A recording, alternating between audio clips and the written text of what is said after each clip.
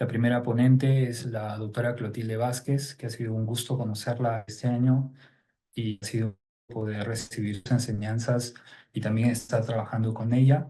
Yo quiero darle las gracias por poder participar con nosotros. Es la primera vez, como refiero, que tenemos una actividad internacional. Entonces, la doctora es presentarla. Ella es licenciada por la Universidad de Valencia, es doctora por la Universidad Autónoma de Madrid. Ella es profesora con acreditación titular ANECA del Departamento de Endocrinología y Nutrición de la Fundación Jiménez, del Hospital Fundación Díaz, y a su vez investigadora clínica del Instituto de Investigación Fundación Jiménez Díaz. Entonces, para mí es un orgullo y también un honor tenerla en esta presentación y le dejo a usted la presentación, por favor, para que pueda empezar. Gracias, doctora Clotilde. Muchísimas gracias, querido Juan Carlos, porque efectivamente hemos podido compartir unos meses. Se ve, ¿no? Sí, Deja su doctora, sí se presentación. proyecta. Sí. Unos meses y bueno, pues agradecida de poder compartir con los colegas peruanos este ratito en una actividad que es tan importante porque no es un día cualquiera. El Día Mundial de la Diabetes no es un día cualquiera, es el día que estamos celebrando y tratando de concienciarnos para que el curso de esta enfermedad no sea como hace 100 años, sino cada vez más cerca de una calidad de vida igual a las personas sin diabetes. Yo voy a hablaros de algo un poquito tangencial, pero que afecta a todas las mujeres y por tanto a todas las mujeres diabéticas y que puede suponer un factor de riesgo añadido cardiovascular si no se visualiza como tal y no se trata y se previene como tal. Y este tema, el tema de la menopausia, es un tema que a mí me surgió. Yo soy una persona que he hecho bastante investigación, pero siempre investigación clínica. Y siempre la pregunta investigadora me ha surgido,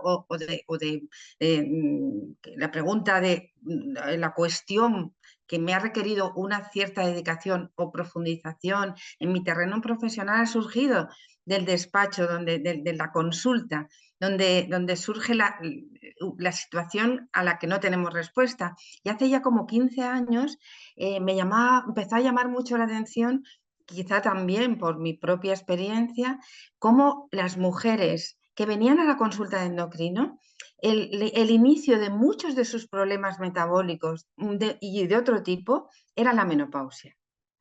Y la menopausia, para la mayoría de las mujeres entonces, hace 15 años, bueno, era una situación, bueno, que era normal en la vida, que no tiene por qué, y sin embargo, yo constataba un día y otro que la menopausia para muchas mujeres era el inicio de las enfermedades que constituyen la mayor epidemia en el mundo desarrollado, las enfermedades metabólicas y finalmente las enfermedades cardiovasculares que acortan la vida.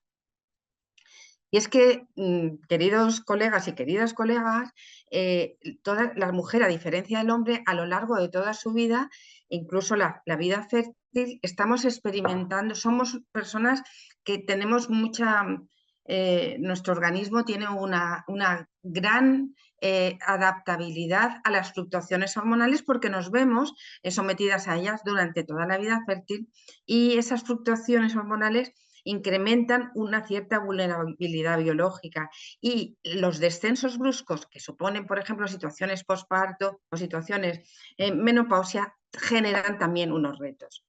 Solo brevísimamente, por situarnos, por recordar, los estrógenos son la principal hormona que producen nuestros ovarios y son hormonas esteroideas que entran en la membrana unidas a un receptor, generalmente dimerizan, y todas sus actuaciones, sean dependientes, genómicas, no genómicas, independientes del ligando, las realizan en el núcleo. Y muchas veces son acciones directas, pero tienen muchas otras acciones en las que el estrógeno actúa como ayudante, por decirlo así, de otros factores transcriptómicos. Bueno, yo les cuento muchas veces a las mujeres en las charlas para explicar la situación de la menopausia y cómo se puede abordar, que mujeres y hombres, ya los endocrinos, que tenemos receptores hormonales para los estrógenos en todo el organismo. Y muchas veces se han visualizado solo como las hormonas relacionadas con el ovario, su funcionamiento y por tanto con la fertilidad. Sin embargo, tanto hombre como mujer tenemos receptores en todo el organismo y en la mayoría tenemos receptores alfa y beta, son las dos clases. Y como veis a la derecha, las acciones dependientes de los estrógenos son comunes para los receptores alfa y beta y generalmente pues, aumentan la termogénesis, disminuyen el apetito, mejoran el funcionamiento metabólico del páncreas, del hígado, de las glándulas adrenales, del músculo, del tejido adiposo y son confluyentes o coordinadas en tanto los receptores alfa como beta, excepto en el músculo esquelético en que tienen acciones antagónicas y lo vemos con un poquito más de detenimiento. Simplemente por recordar, estos dibujo, este esquema muy simple, es para recordar cómo funciona la insulina en el músculo esquelético. El 60% o más de la captación de glucosa y por tanto la utilización correcta de la glucosa está en el músculo esquelético, como muchos de vosotros sabéis. Entonces, esa captación de glucosa con todos sus mecanismos en los que interviene la cascada de fosforilización, GLUT4, etcétera, etcétera. Como veis en los triangulitos amarillos, los receptores estrogénicos juegan un rol importante. Y lo mismo sucede en el tejido adiposo, de manera que la glucosensibilidad, la insulinosensibilidad está mediada por los estrógenos. Por supuesto, no son el único mediador, pero influye grandemente tanto en el funcionamiento de la propia captación de insulina, de glucosa por la insulina, como en el mecanismo de los PPAR, también bien conocido. En el hígado, el hígado tiene montones de funciones también dependientes de los estrógenos, en la que los estrógenos y la propia FSH, la FSH, por recordaros que todos sabréis, es la hormona hipofisaria que aumenta cuando los estrógenos disminuyen. Pues bien, los estrógenos, como veis en el dibujo de la izquierda, cada vez que voy a señalar donde pone estrógenos, influyen en muchísimas de las reacciones relacionadas con la lipogénesis, la lipólisis, tanto en el hepatocito como en la célula de Kupffer, en el macrófago.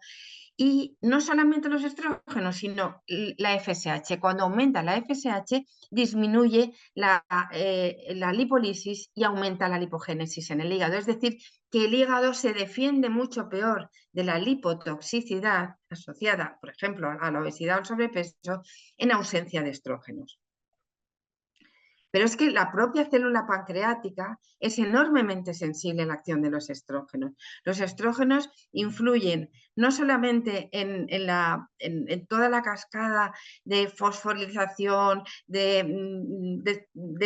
polarización y repolarización de los canales del calcio que intervienen, ese es proceso tan complejo que interviene en la liberación de los gránulos de insulina cuando llega la glucosa, es decir, todo ese mecanismo, llegada a glucosa y finalmente salida de insulina a plasma, a sangre. Los estrógenos, lo veis en los triangulitos alfa y beta, intervienen. De manera que el buen funcionamiento pancreático es estrógeno dependiente, pero también la propia proliferación de la célula beta y la diferenciación de la célula de precélula beta a célula beta, los estrógenos juegan un papel importante. De ahí que en ausencia de estrógenos se acelere o se pueda acelerar el comienzo de una diabetes. En el endotelio, ese órgano que tan sensible también a un diabetógeno o a la presencia de una diabetes tipo 2, los estrógenos juegan un papel fundamental para disminuir la inflamación, la adhesión, para producir vasodilatación, es anticoagulante, ¿no? Y mejoran el perfil lipo. Por último, y solamente señalarlo por lo importante que es y la importancia que adquirirán los estrógenos en el futuro, los estrógenos tienen un papel impresionante en la neurona, en el sistema nervioso central. Tanto es así, tienen una acción de mejora, de preservación de la función mitocondrial, tienen un mecanismo de preservación de la memoria y antiapoptótico, o sea, neuroprotector. Tanto es así que en el estrato de abajo podéis ver que se están diseñando fármacos con actividad semejante a la estrogénica y de unión a los receptores en algunos tipos de deterioro cognitivo. Pues ya sabemos lo importantes que son los estrógenos para el metabolismo, pero ¿qué ocurre? Pues que nos abandonan. La situación de menopausia yo la llamo el caso del descenso hormonal brusco. A partir de los 40 va disminuyendo la producción de estrógenos por parte del ovario. Yo me estoy refiriendo solo a los estrógenos, no porque el ovario solo segregue estrógenos, que también segrega, como todos sabéis, progesterona y testosterona, y una otra hormona en mucha menor cantidad, porque los verdaderamente importantes en el metabolismo son los estrógenos. Pues que a partir de la menopausia hace un descenso enormemente brusco, quedándonos la mayoría de las mujeres en unos niveles de estradiol inferiores a las que tiene un varón. Ese descenso de estrógenos inicia procesos que irán dando clínica, irán dando síntomas más adelante. En este esquema se ve cómo se inicia el proceso de la atrofia genital, de la atrofia urinaria, el envejecimiento de la piel, la osteoporosis, pero también la enfermedad cardiovascular y todo el riesgo cardiovascular. Como clínica, como evento clínico, aparecen generalmente como promedio por encima de los 60 años, pero se han iniciado en la premenopausia y en la menopausia. Y lo mismo con algunas enfermedades cognitivas. Todo el mundo es muy popular lo que nos ocurre a todas las mujeres cuando se cesa la producción ovárica, que puede ser de una manera pues más solapada, tardando en el tiempo, o puede ser muy brusca. Aunque no el 100% de las mujeres, es muy frecuente que se presenten sofocos y alteraciones del sueño, que son los dos síntomas más frecuentes y más importantes y muy perturbadores. Ganancia de peso a nivel central, inestabilidad, irritabilidad emocional, que puede llegar incluso a depresión. Estos sofocos, que han sido objeto de tanto chiste y tanta humillación a veces de las mujeres, que la experimenta casi el 80% de las mujeres, y a veces son durante un tiempo limitado, pero otras veces duran, pero en algunas pacientes duran más de 7 años, el 50%, tienen poca broma los sofocos, porque aumentan la insulinoresistencia. El fenómeno vasomotor que lleva a un sofoco es un riesgo cardiovascular independiente, aumenta la insulinoresistencia. Y además se puede asociar a empeoramiento de una neuropatía preexistente, por ejemplo, en el caso de una persona diabética, y a apnea, hipopnea, y predispone a obesidad y a trastornos fisiológicos. El otro síntoma muy precoz es que empieza a cambiar la silueta de la mujer, incluso antes de llegar a la obesidad. Y es porque en ausencia de estrógenos se empieza a predominar los andrógenos y empieza a acumularse grasa en la zona central. Hay muchos factores de riesgo que llevan al desarrollo de la obesidad en la menopausia. No es que la mujer se deje, no es que la mujer se abandone, es que haciendo lo mismo tiene muchos elementos en contra que al final le llevan a acumular grasa visceral y grasa abdominal. En primer lugar, porque el exceso de estrógenos disminuye el metabolismo basal, por tanto, disminuye la termogénesis basal. Pero además, las mujeres experimentan cambios neurohormonales a nivel central en las zonas del hipotálamo que regulan apetito, saciedad y gasto, que hacen que la mujer tenga más apetito, no se gasta menos y tiene más apetito. Y además de tener más apetito, empieza a tener un apetito más desregulado, empieza a muchas mujeres a sentir la necesidad de picotear, etcétera, etcétera. Todo eso, junto con la ausencia de estrógenos, predominio de andrógenos, hace que al final ese sobrepeso se acumula en la zona. están en modelos animales, se ha visto exactamente las zonas que están señaladas en rojo del tálamo, del hipotálamo lateral y central, en los que actúan los estrógenos para producir esa disminución, ese aumento del apetito y esa disminución de la termogénesis. A la izquierda veis lo que hacen los estrógenos en un hipotálamo normal durante la época fértil de la mujer, que disminuyen la ingesta, aumentan la termogénesis, y todo esto se acaba, y se acaba a veces bruscamente, de manera que la propia mujer dice: a mí qué me está pasando, que a mí me apetecen las patatas chips todo el rato, o necesito tomar chocolate, y yo no era una persona que tuviera esas compulsiones. Y es que en la imagen de la derecha podéis ver cómo el estrógeno activo, que es el 17-beta-estradiol, como veis aquí la molécula, tiene otras muchas funciones además, y actúa en el sistema serotoninérgico, actúa en muchísimos fenómenos emocionales, motivacionales, que al final influyen también en lo que comemos y en cómo comemos. Por eso, en torno a la alimentación se producen muchísimos cambios. Pero vamos a fijarnos en los cambios un poco más tardíos, en los riesgos adquiridos al comienzo del cese de la función ovárica, pero que se expresan con posterioridad. Hay un fenómeno al que se ha prestado poca atención, a pesar de que casi todas las mujeres a partir de la menopausia empiezan a experimentar empeoramiento de su función articular, empiezan a experimentar dolorimiento, dolor y muchas veces artrosis franca y disminución de la funcionalidad de las articulaciones, que junto con la osteoporosis puede llevar a una pérdida de la funcionalidad, que es muy frecuente que la veamos con una funcionalidad bastante alterada. Obviamente la obesidad influye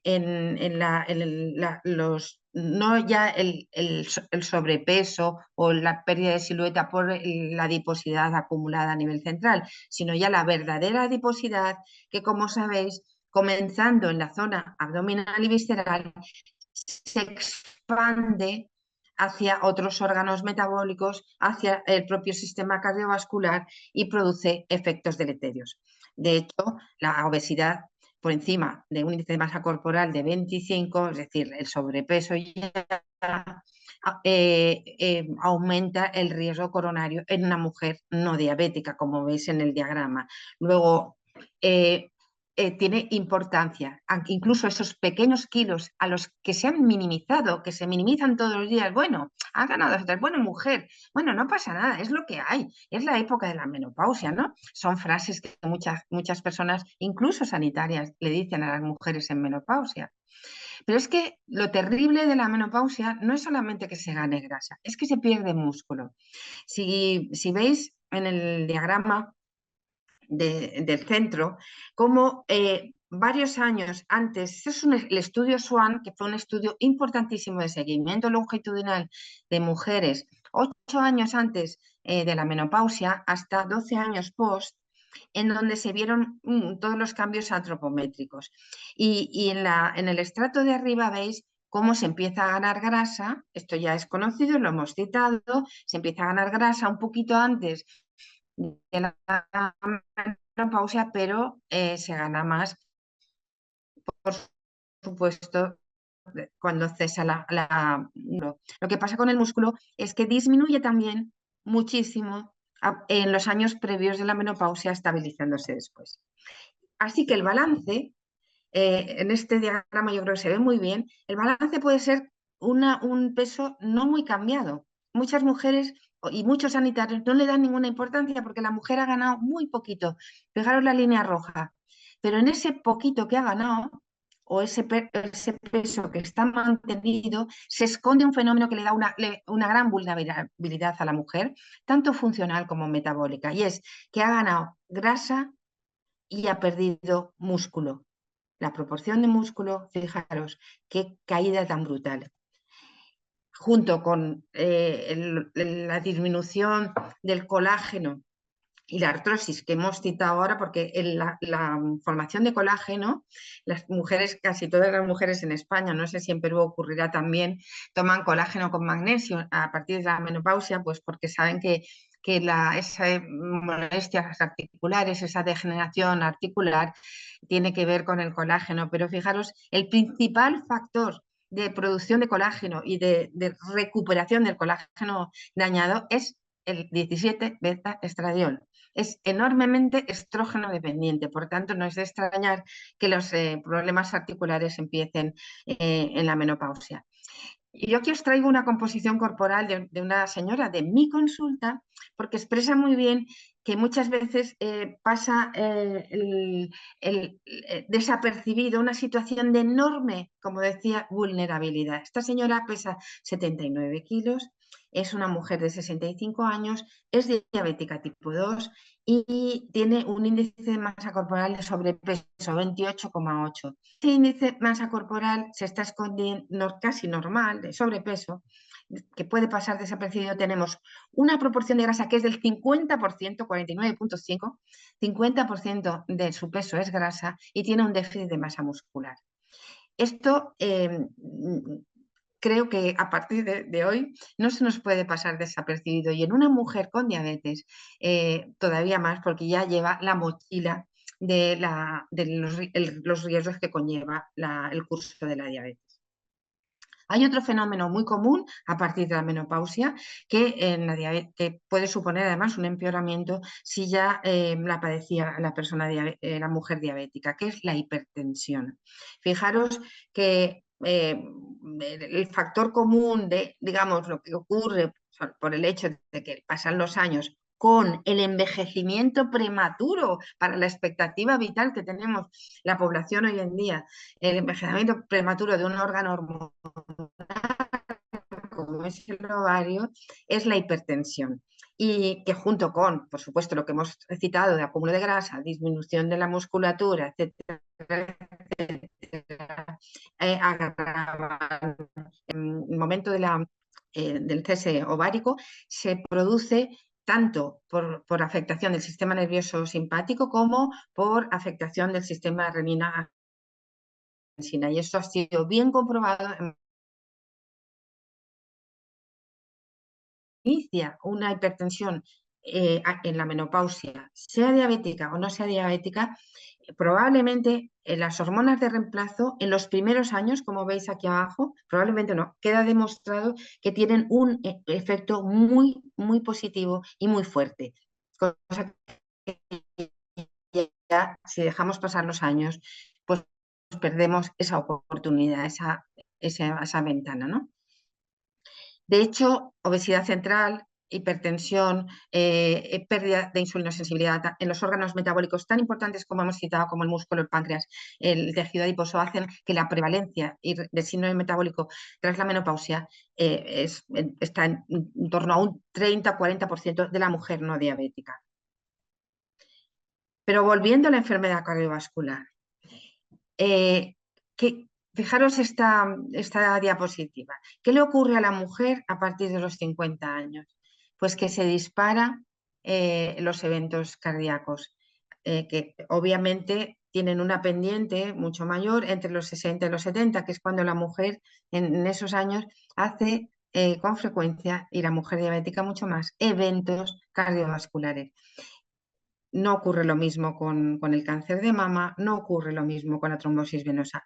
Obviamente le tenemos mucho miedo al cáncer de mama, pero la mujer se muere, como veréis en la diapositiva siguiente, la mujer en Occidente se muere de enfermedad cardiovascular. El riesgo de diabetes y el riesgo cardiovascular aumentan, de nuevo aquí en esta diapositiva, exponencialmente tras la menopausia, coincidente o haciendo cruce brutal con los niveles de estrógenos descendiendo. La primera causa de muerte, y no me cansaré de repetirlo, en las mujeres mayores de 50 años es la muerte cardiovascular. Muerte que además ocurre a veces más porque se ponen menos recursos en torno a un evento cardiovascular, porque en las mujeres, y en las mujeres diabéticas mucho más, los síntomas de un infarto o de un evento mayor son diferentes. Ese riesgo de evento coronario o cardiovascular es mucho mayor si la menopausia sucede en edades tempranas. La edad por debajo de los 40 años, como veis en la diapositiva en la zona izquierda, por debajo de los 40 años, la mujer que sufre un cese de función ovárica por la razón que sea, tiene muchísimo más riesgo. Y lo mismo ocurre, es menos conocido, pero lo mismo ocurre con la insuficiencia cardíaca. Que no se nos olvide, la insuficiencia cardíaca en el paciente diabético, en la paciente diabética en este caso, es la enfermedad de órgano que muchas veces comienza más solapadamente y que se tarda más en diagnosticar. Así que, ojo, ecocardiograma siempre que tengamos el menor inicio. Y porque además, como veis en la diapositiva, los receptores estrogénicos alfa y beta vienen en muchísimos factores que conducen a la muerte, la apoptosis de la célula miocárdica y a la disfunción diastólica, a la insuficiencia cardíaca con fracción de eyección conservada, con fracción de eyección reducida, etcétera, etcétera, etcétera. 3 diapositivas nada más, porque este estudio es tan importante que merece la pena que nos fijemos en los datos que nos arroja ya para ir acabando. Este es un estudio importantísimo del Biobanco de Reino Unido, en el que se reclutó a casi 300.000 mujeres. Bueno, finalmente la mitad fueron elegibles y se siguieron 746 que tuvieron una menopausia quirúrgica, 5.000 que tuvieron una menopausia precoz por debajo de los 40 años y los 147.000 que tuvieron la menopausia, bueno, edades pues más normales, por encima de los 40 años. Bueno, aquí tenemos todo el diagrama de las que fueron excluidas. Porque fijaros bien en esta diapositiva. ¿Qué ocurrió en las mujeres que tuvieron menopausia quirúrgica o menopausia natural, pero por debajo de los 40 años? Que el riesgo de enfermedad coronaria, de estenosis aórtica, de fibrilación auricular, es muchísimo mayor que el de las mujeres que tuvieron una menopausia natural. Estáis viendo la edad de menopausia por debajo de 40 años y la menopausia quirúrgica son los cuadraditos en naranja. Entonces, ¿cómo la ausencia de estrógenos daña todo el sistema metabólico sustrato del evento cardiovascular, que es la hipertensión, la menopausia,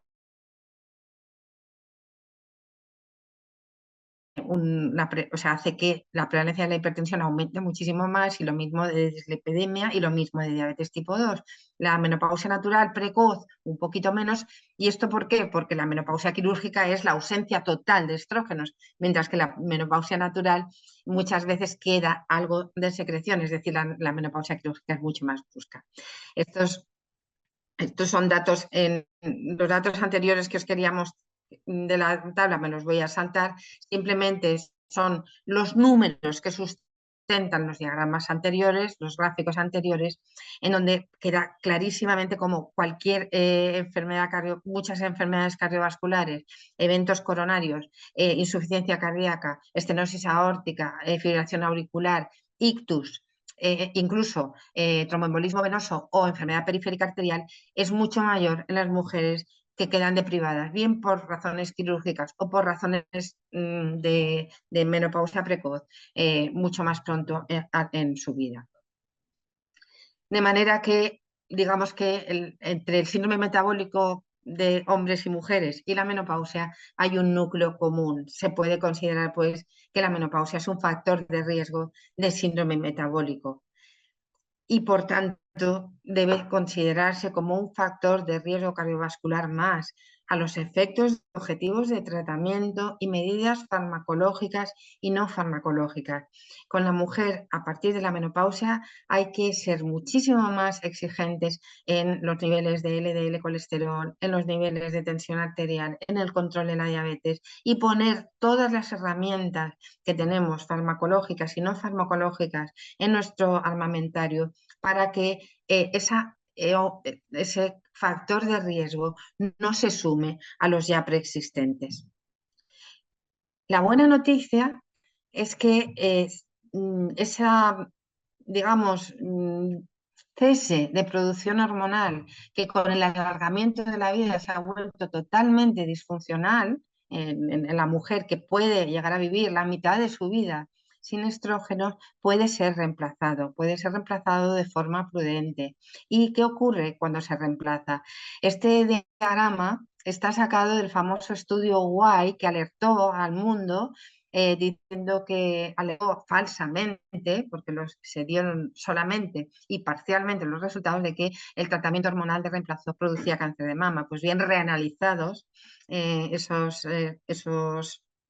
datos en las mujeres menores de 60 años que eran tratadas, disminuía todas las causas de mortalidad. Las hormonas, el continuar digamos, nutriendo esos receptores estrogénicos que hemos visto que tenemos en cerebro, en hígado, en tejido adiposo, en cartílago, etcétera, etcétera, lo que os he ido mostrando, mejora, aumenta la esperanza de vida y desde luego disminuye en un 26% el riesgo de diabetes. Hace 2 años, en el Congreso Internacional de Menopausia, se presentó esta diapositiva que también es impactante, ¿no? Según una revisión de la Cochrane, nada menos que del año 2015, han pasado 9 años y todavía la mayoría de los ginecólogos siguen diciendo que, bueno, mujer es lo que hay, tienes que aguantarte, la menopausia no se trata, ¿no? Y es impresionante porque el riesgo relativo disminuye un 48% de enfermedad cardiovascular, disminuye un 48% con el tratamiento de reemplazo y disminuye un 30% la mortalidad. Esta información no se la podemos, no podemos no darla a nuestras pacientes. Así que, para terminar, yo diría que los estrógenos, que son la principal hormona de producción del ovario, y en concreto el estrógeno activo, que es el 17-beta-estradiol, juega un papel importantísimo y además sistémico. No es una hormona para la fertilidad, es una hormona para la salud. Y el déficit hormonal brusco que se produce en la menopausia es un factor de riesgo cardiovascular importante que debe ser evaluado y considerado en todas las mujeres, y más aún si son diabéticas. Además de ello, que ha sido esa buena noticia, esas 2 últimas diapositivas, existen tratamientos seguros que deben personalizarse, desde luego, en la mujer diabética, desde luego. A la derecha me he permitido poneros la portada del segundo libro que escribí con intención de que las mujeres pudieran conocer que la menopausia no es algo banal, sino es algo que es una etapa más, pero que es una etapa en la que se nos exige un mayor cuidado para ser una ITV y sobre todo si se tiene otra enfermedad persistente como es la diabetes tipo 2, y por si alguno os apetece leerlo. Muchísimas gracias.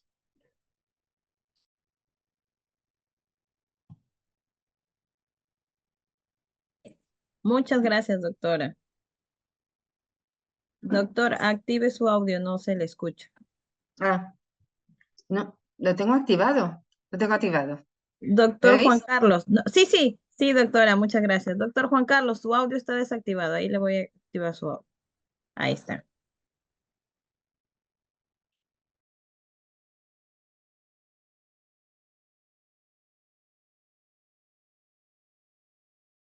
No se le escucha, doctor Juan Carlos Dizarzaburu. A ver, ahí le... Ok, perfecto. Ahora sí, ¿verdad? Ahora sí. Ok, excelente su presentación, doctora Clotilde. Muy interesante toda la información que nos ha brindado. Voy a tratar de ser muy sucinto en en las preguntas para poder tratar de resolver por lo menos la mayoría.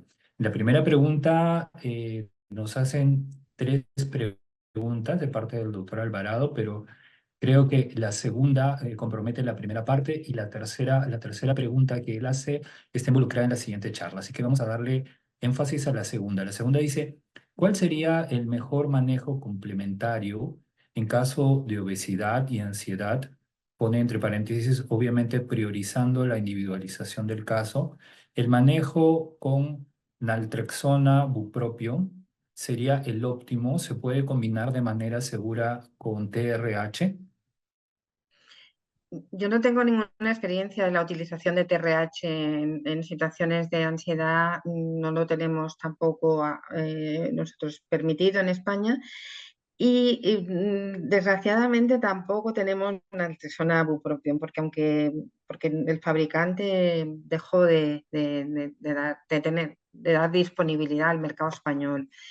Pero la experiencia que tuve durante unos meses es que en algunas pacientes y algunos pacientes realmente parecía que dábamos en la diana, sobre todo aquellas personas con una ansiedad más adictiva, que es aquellas personas para los que los alimentos o la comida en general iba más por la vía hedónica, por la vía de la recompensa, unida a la adicción, que por la propia ansiedad por la comida, que estamos viendo que los análogos del receptor de GLP-1 son muy eficaces en controlarla. Es decir, que yo creo que la naltrexona iba más para ese tipo de personas con más adictividad con la comida, pero tenían la gran limitación de los efectos secundarios. En muchas personas la cefalea, la hipertensión y sobre todo personas que estamos hablando aquí ya con un riesgo metabólico presente, como es una diabetes tipo 2 o una obesidad, yo creo que ahora tenemos herramientas mejores.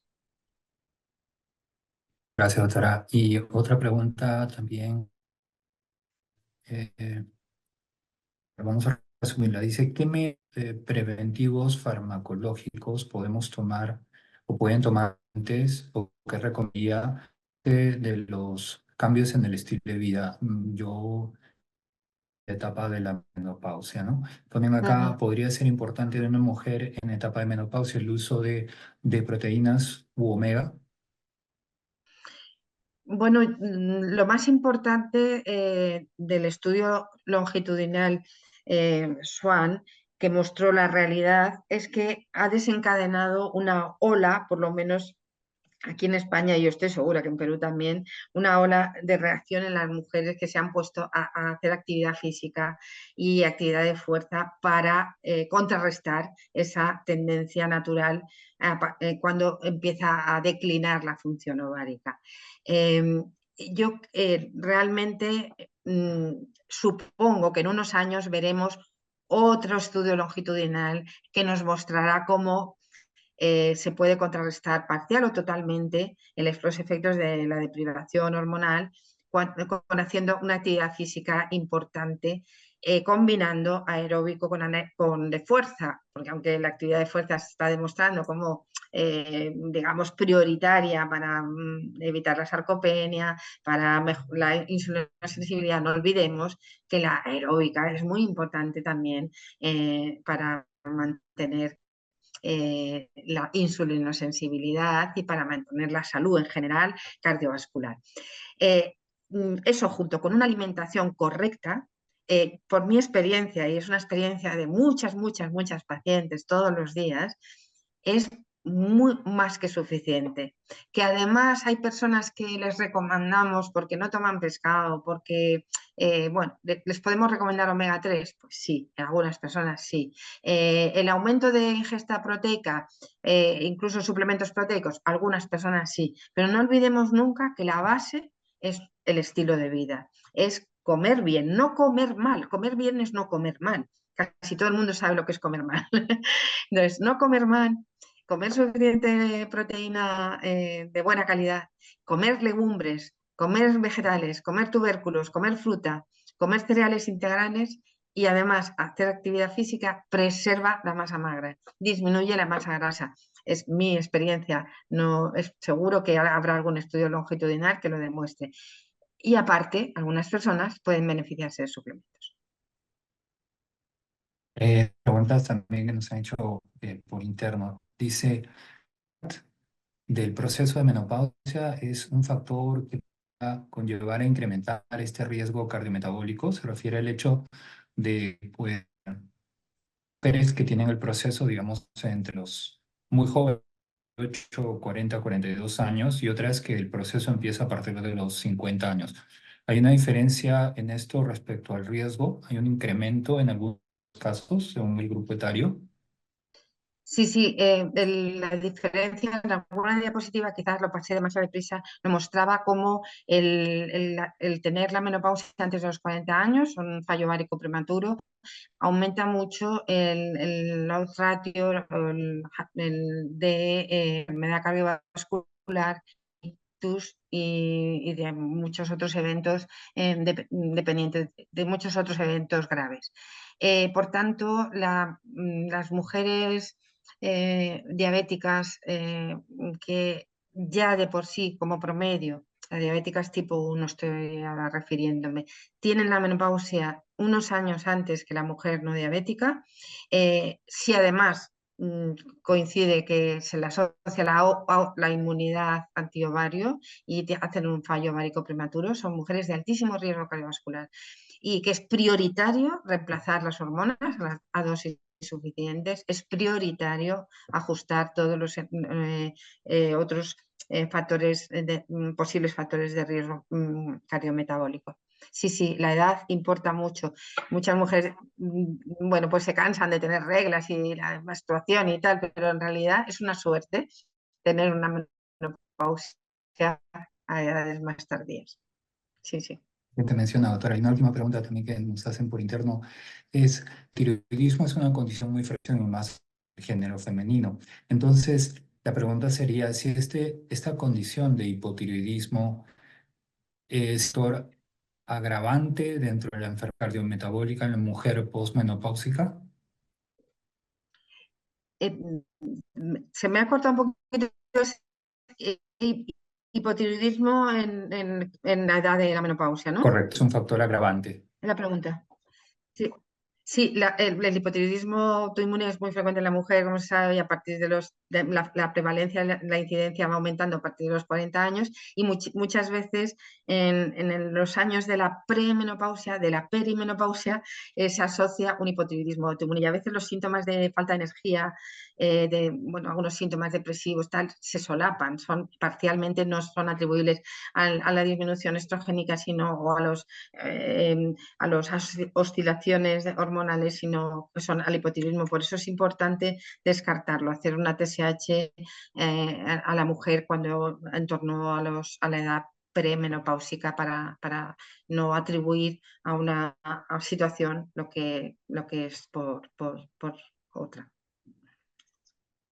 Okay, Y van a luego quedar algunas hay una preguntas en pregunta el que se tintero. ha escrito, que es ¿qué tipo en atención primaria, qué tipo de actividad física podemos recomendar? Exacto. Obviamente, yo no soy una experta en actividad física, pero en estos momentos sí que somos muy conscientes todos los médicos que tenemos que hacer que nuestros pacientes, y mucho más si son diabéticas y llegan a la edad de la menopausia, para que tratar de atenuar todos los fenómenos a los que arrastra la disminución hormonal, es combinar actividad aeróbica con anaeróbica. 2 días a la semana una actividad aeróbica y 2 días a la semana actividades de fuerza, que pueden ser en un gimnasio o pueden ser siguiendo por YouTube cada día al menos 15 minutos en casa, actividades de fuerza, combinando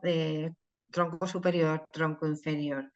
Y además de eso, el aumentar lo que hoy día se llama el movimiento en la vida habitual. Es decir, si estamos todo el día sentados en el ordenador, de 7 días de la semana hay 5 que estamos sentados, casi 12 horas al día. Si vamos 1 hora al gimnasio 2 veces por semana y caminamos 10.000 pasos 2 veces por semana, se nos puede quedar corto. O sea, aparte de eso, tenemos que empezar a subir escaleras, no coger, no coger el coche tantas veces, procurar aumentar la actividad física o, como recomiendan hoy día los expertos en actividad física, hacer pequeños cortes en nuestra actividad sedentaria. Estamos al ordenador, cortes de 5 minutos y hacer sentadillas, hacer cualquier actividad durante 5 minutos que desbloquee nuestros brazos y piernas, ¿no?